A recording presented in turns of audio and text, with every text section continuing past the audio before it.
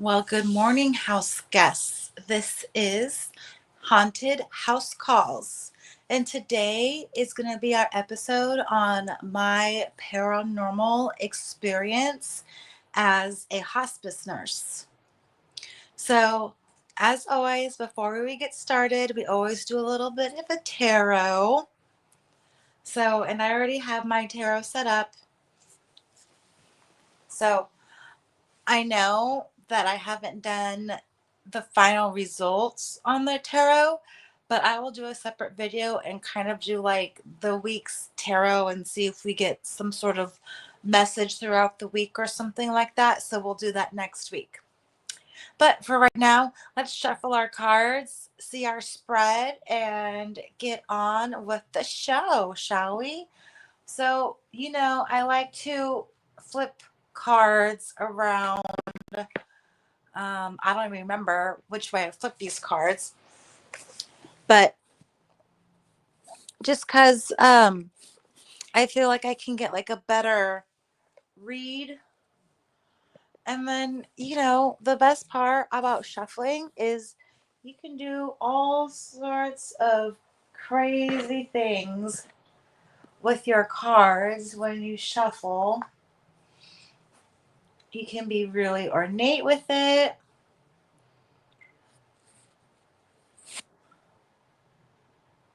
So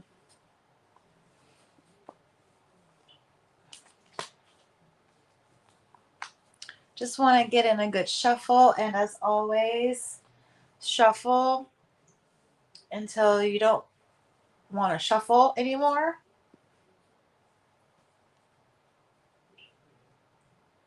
And always use your intuition or that gut feeling, even if it's a tiny little voice in your head. Sometimes that little voice in your head can save your life. So, as always, I do a star spread or a pentagram. I already have the reverse, if you can see that, the reverse King of Pentacles, and I'll write this down.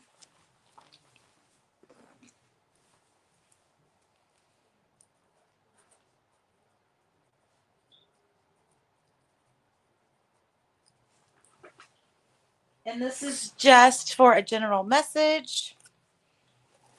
Reverse Strength. Anybody have any ideas or any feelings so far? And like what I like to do is I like to read the definition of cards when I do a tarot reading, like out of the actual book to see if any words like pop out or speak to me. Kind of like when you're reading a fortune cookie, if anything pops out to you. Reverse Queen of Wands. And then I also like to Google it as well, just in case I get any words or any themes that pop out at me. Sometimes I get them and sometimes I don't. And sometimes I just get something that's way off.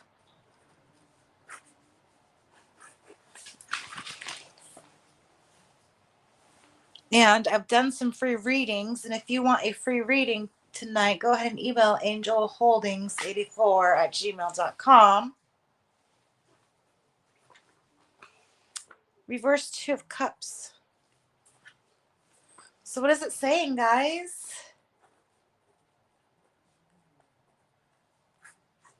What's the feeling?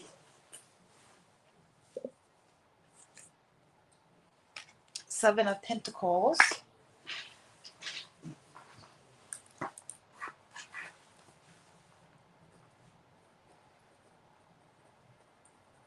was almost questioning that deck. And then our final card, the reverse star.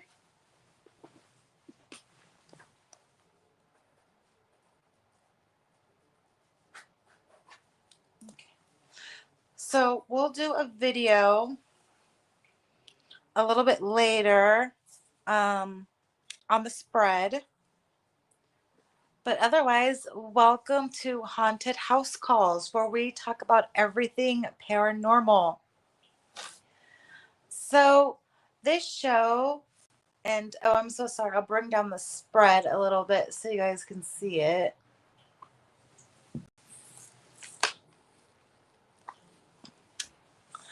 Um,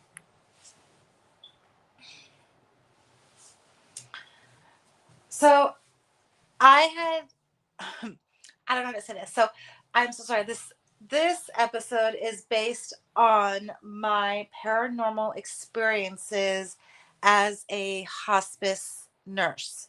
I was a hospice nurse for 2 years, and the paranormal experience was incredible around that time.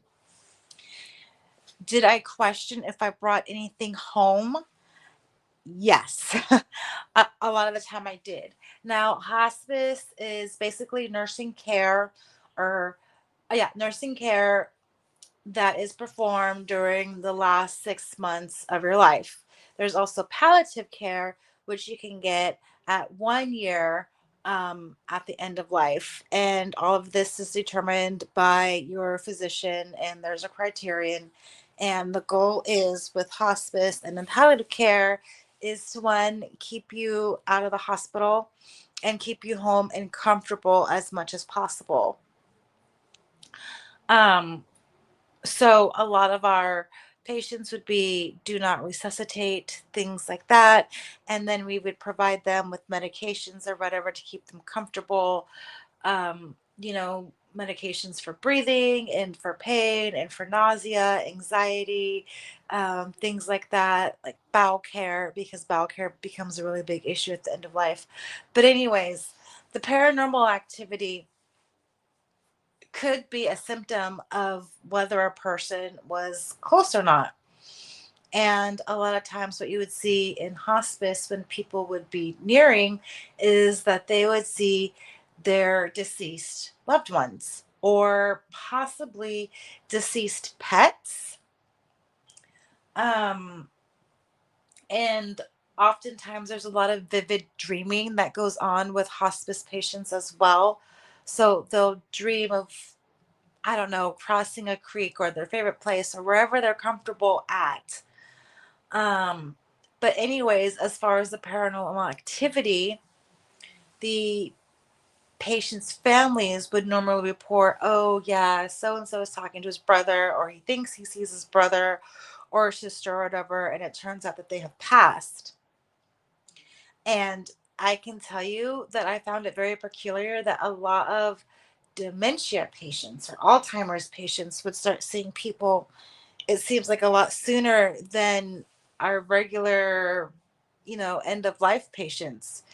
But anyway, I collected a few stories while working for hospice, especially from the patient's family. I haven't experienced anything paranormal with the patient, um, as far as that goes. Thank goodness, because I think I would have been creeped out. But I did have a couple of stories. And I do have my handy dandy notebook with me. So we take a variety of patients from walking and talking and very independent to bedbound and comatose. So most of these stories come from the patients who are already comatose. I did have a couple who were still walking and talking but had dementia or Alzheimer's, and they would be talking about seeing their loved ones at night. Um, but they wouldn't be able, you don't really go into detail about, like, oh, what do they look like, what do they do. You just kind of say, okay, they saw something, or they started seeing a loved one or something.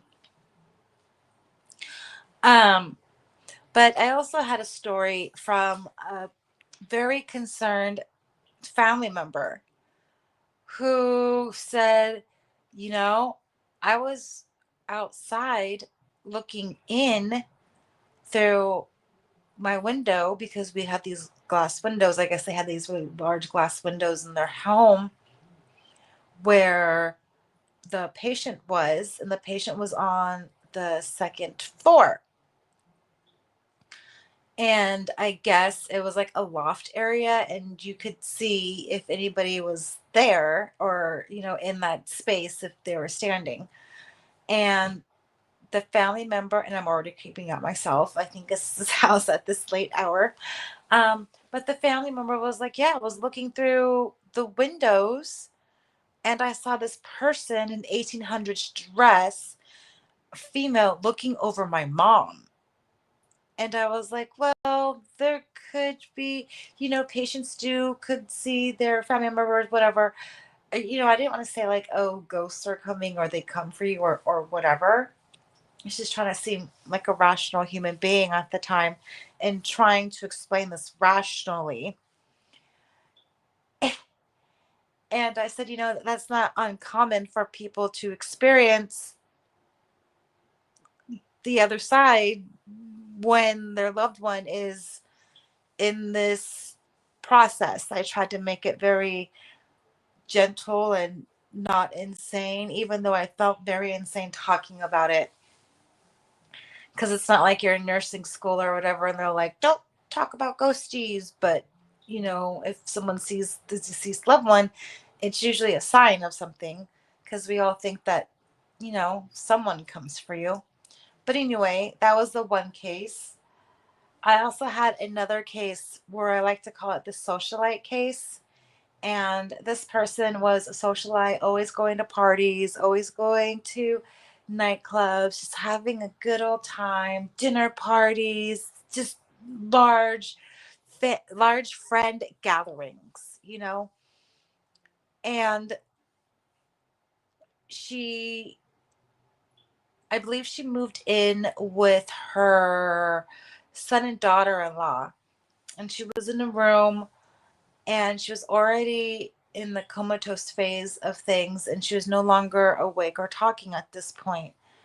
So she was getting closer and we were visiting her a lot more just to make sure that she was comfortable and okay and that the family had our support.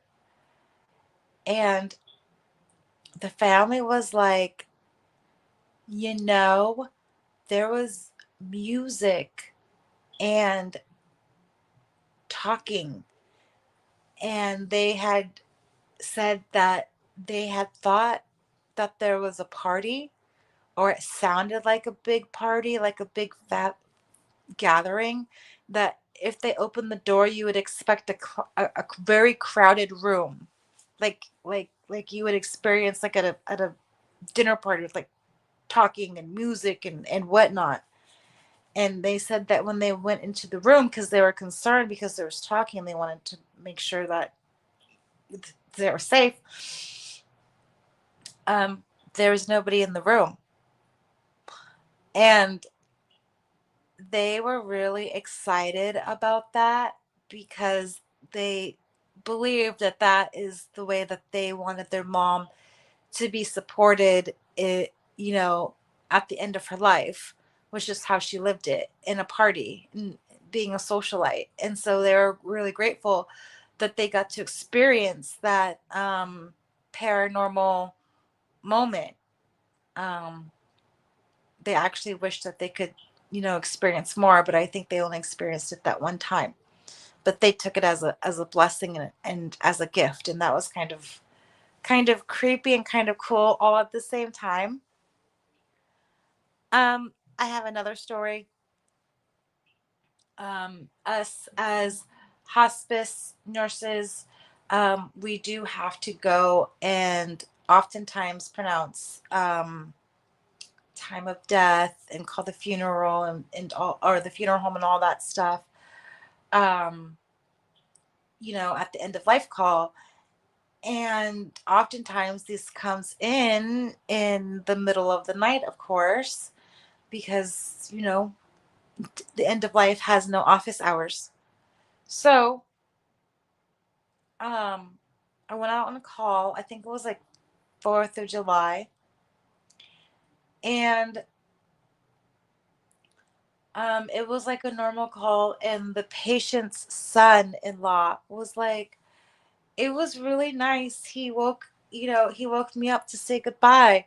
And I was like, oh, that's really great. You got like the last rally.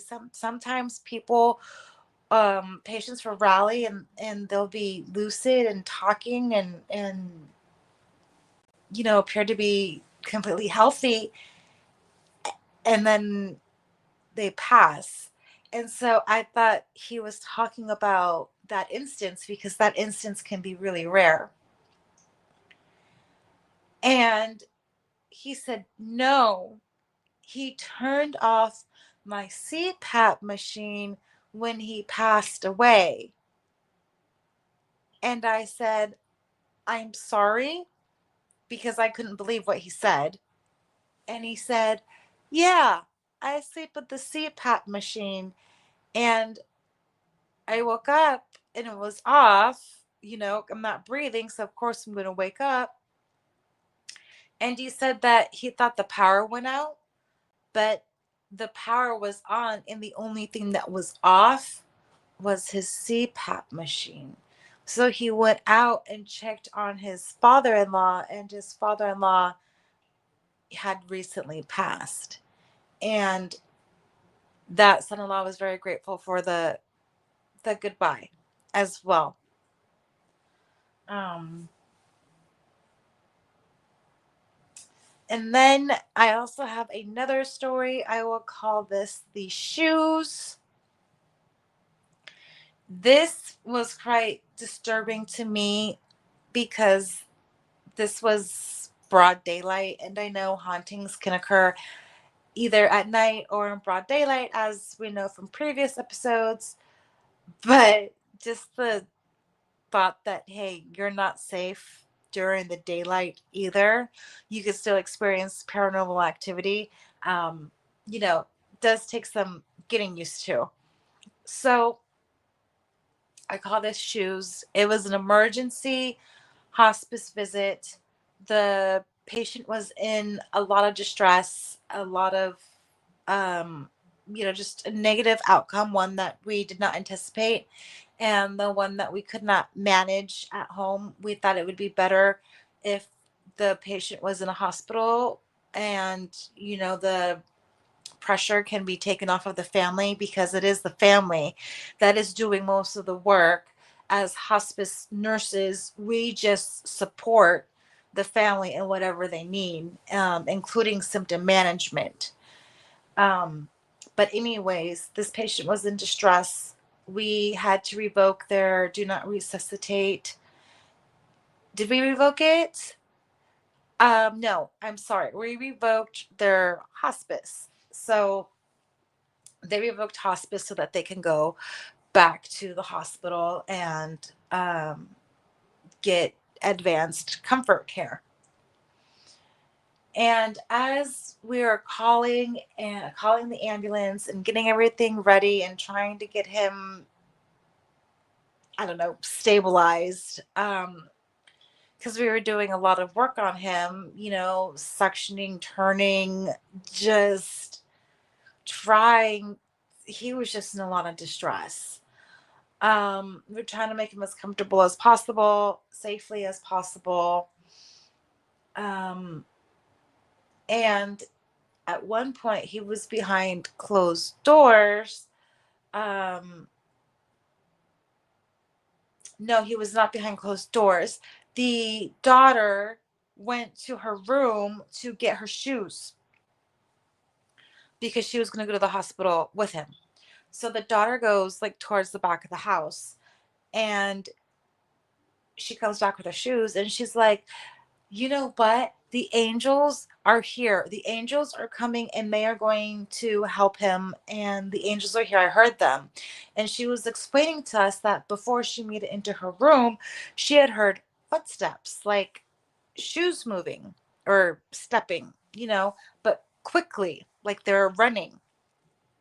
And she says that when she went into the room, her shoes were moved and were in a different area. They weren't even together like you would put a pair together. She said they were like separated. Um, Unfortunately, the patient did pass in the driveway. So we kind of think that, yeah, it was an angel, but it was company, if you know what I mean. Um, and then we have one last story before I get into maybe like an internet story, if you guys are still with us.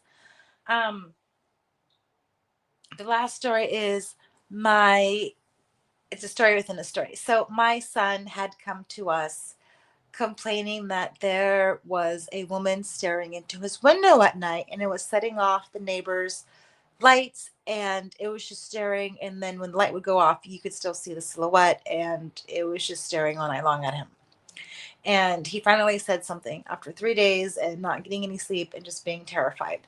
So I go to the neighbors because I think it's someone with dementia who is this little old lady, maybe in a robe or something.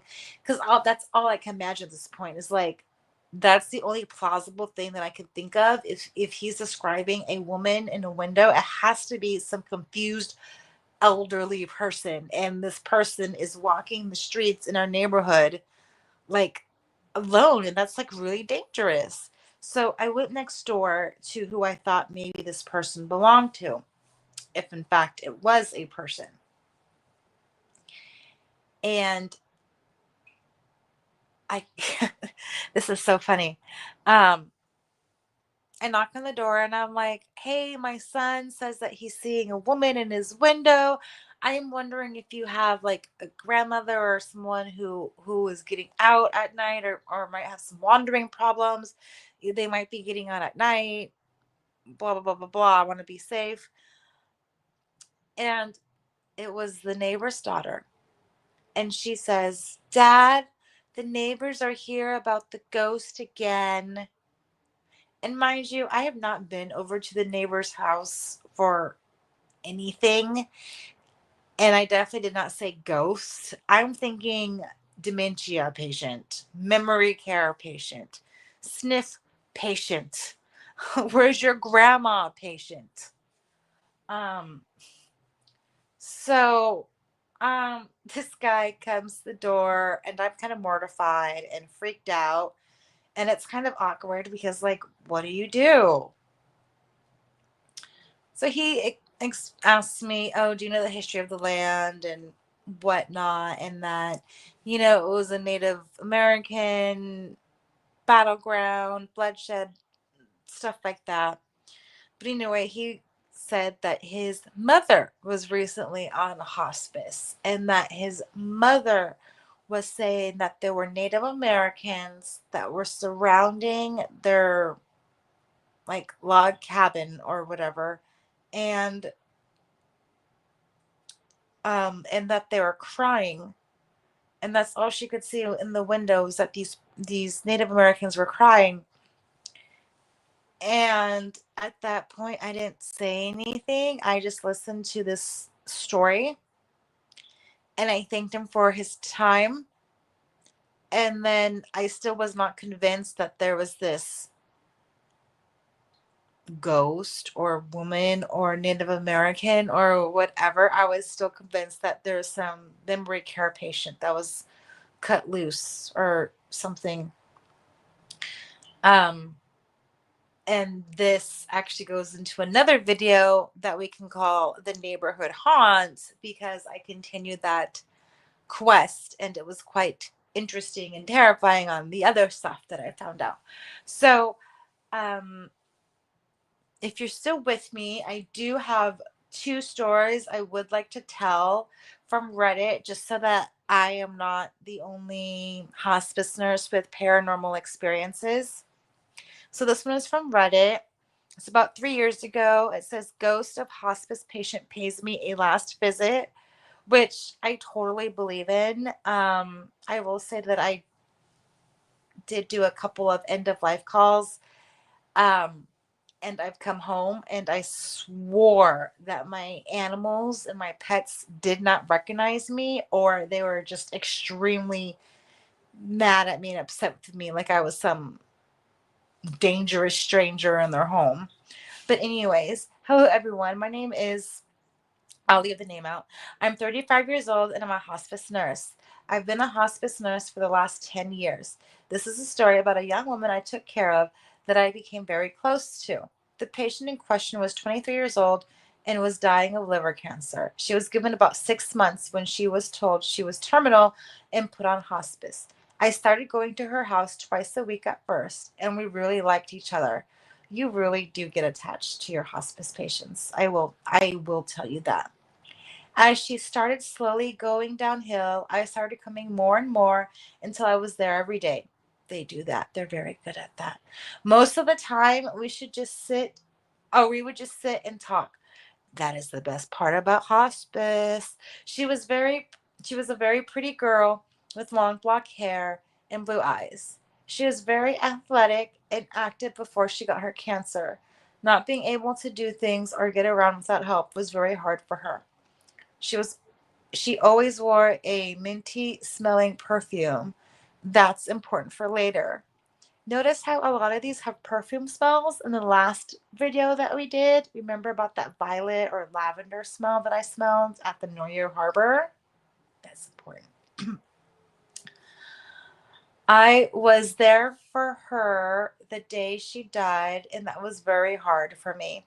I got home pretty late that day, and I made dinner for myself and sat down in the living room in front of the TV. I had been sitting there for about 5 minutes when I smelled a minty smell that was just like my patient's perfume. Then I heard a cough and then a female voice call my name. I would have run out of the house. Like there is no dinner for me. I am out of there. And I have done that. I actually ran away from someone who I had to pronounce because they turned on me. Literally turned on me as I was listening to a non-heartbeat. And they turned on me and I bolted for the door and someone had to catch me and tell me it was okay because things like that happen to the human body. But I will continue with the story. I was with her the day she died, and that was very hard for me. I got home pretty late that day, and I made dinner for myself and sat down in the living room in front of the TV. I'm sorry, I read that paragraph already, so I'll just skip that. I looked over towards the kitchen, and there was my patient standing beside the kitchen counter. Creepy. She looked at me and she was smiling. Then she waved at me and disappeared. I think that it was just her way of saying she was okay. I sometimes still, to this day, feel like she's watching over me, and sometimes I feel like I'm being watched, and I smell her perfume, especially if I've had a hard day. Let me know what you guys think. Wow, what a story. What do you guys think of that in the chat? I personally have not, well, I've had swaths of perfume in my home. We do have a an altar because we celebrate Day of the Dead. Um, so I think smells are really important in paranormal activity. What do you guys think about smells, especially like tobacco or lavender or like violet? I know that those are kind of like the two popular ones. And then here's another story. I was a hospice RN for 17 years and had so many spiritual experiences. One incident, I was working in the hospice inpatient unit where we had 10 beds for the patients. I had one woman who was actively dying.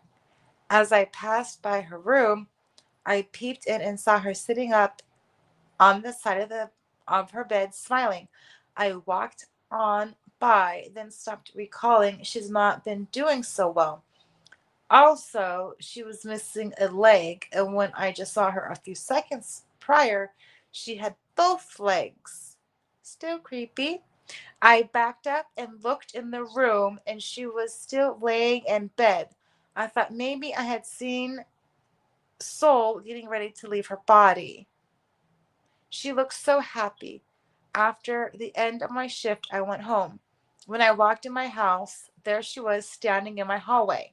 She had both legs, looked at least half her age, and was smiling so brightly. I stood there, smiled at her, thanked her for giving me a visit, then she faded away. I called work and told them to go in and check on her. The nurse came back to the phone and affirmed she had passed. I felt so blessed. She chose to touch and share her joy passing on. Wow. How do you guys feel about that story? I, like I said, I don't think I've had a patient come, come say goodbye. Maybe I brought someone home and I didn't realize it. But I do have to say that last story was very beautiful. So, what do you guys think? What do you guys think about paranormal activity in hospice care? Let me know in the comments. Feel free to email me at angelholdings84@gmail.com with your ghost stories. Also, this episode is brought to you by Off Market Real Estate. We sell off market real estate, and if you're interested in any discounted homes, please email us. I cannot talk. Email us as well. Thank you for tuning in. Thank you for tonight's show, and we'll see you on the other side. Thanks, house guests.